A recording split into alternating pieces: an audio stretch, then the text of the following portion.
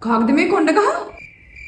මම දන්නේ ඕනෝකයි ප්‍රශ්නේ. සානකගේ වයිෆ්ට සානක ගැන පුදුම සැකයක් තිබුණේ. සානක හයියෙන් hina වුණා. මොකද hina වෙන්නේ? දැන් ටිච් එක මතක් වුණාද?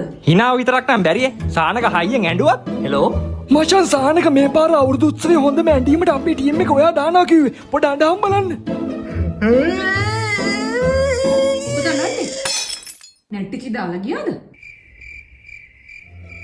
සානක අඩුවෙන් කාපු දවසට මොකෝ කෑම ගිලෙන්නේ නැද්ද? ඔෆිස් එකේ නැට්ටිචි එක්ක ඇති නේද ලන්ච් අවුට් එක? මං හොයාගන්නම්කෝ ඔකගේ නම. වයිෆ් විතරක් නම් බැරියේ. කොණ්ඩෙත් සානකට පුදුම වදයක් දුන්නේ. ඊනසට සානකගේ කොණ්ඩේ යනවා. මේ කරදර ඔක්කොම හිතේ තියාගෙන සානක එදා නිදා ගන්න ගත්තා. කොණ්ඩේ යන්න පටන් අරන් ගොඩක් කල්ද? ටික කාලයක් වෙනවා ડોක්ටර්. මම දෙන්න ඔයාලට හෙයා ඔයිල් එක. ඒක ගන්න. දවස් 6න් ප්‍රතිඵල තියෙයි. මේ තියෙන්නේ. මොකද්ද නම? ගණේෂා. ගණේෂා. දැන් ඔන්න ඔයාලඟට එනවා කන් අහෙන්න නැති කෙනෙක්. එයාගෙත් කොණ්ඩේ යනවා. මොකද්ද ඔයා එයාට ගන්න කියන්නේ? ගණේෂා. කොහොම කියලා බෑ ඉතින් එයාගේ කන් ඇහෙන්නේ නැහැ. ටිකක් සද්දෙට කියමු. ගණේෂා නියමයි. තව පාරක්. ගණේෂා නියමයි. හයියන් ගණේෂා.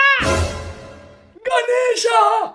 ගණේෂා! ඊපස්සින්න මල්ලලා සද්දෙට කියමු. ගණේෂා!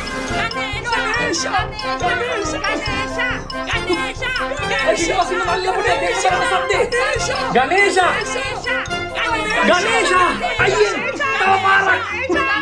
ගණේෂා! ගණේෂා! අයියෙන් කියමු හැමෝම. ගණේෂා! නැට්ටිචිගේ නම ගණේෂනේ.